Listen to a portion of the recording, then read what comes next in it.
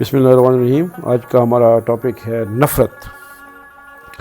دوسروں کو پھلتا پھولتا نہ دیکھنا اور ان کی ترقی پہ ناخوشی کا اظہار کرنا نفرت کے ضمن میں آتا ہے۔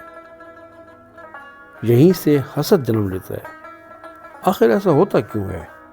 ایسے رویے کی کیا ممکن وجہ ہو سکتی ہے؟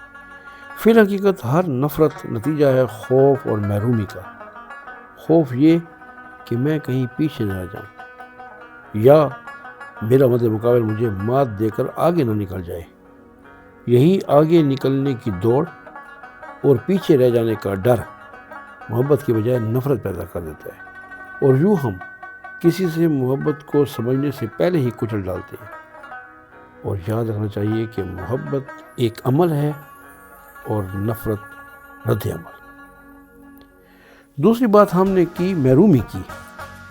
محرومی سے زیادہ خطرناک احساس محرومی ہوتا ہے۔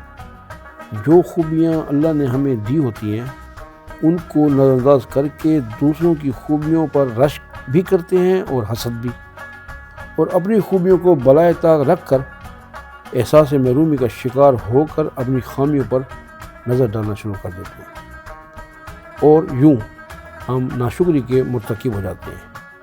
صرف ایک صورت، ایک کیفیت ایسی اسی سے بچا سکتی ہے، اور وہ یہ کہ جس سے نفرت ہو اس کے مثبت پہلو تلاش کرنا شروع کر دیں۔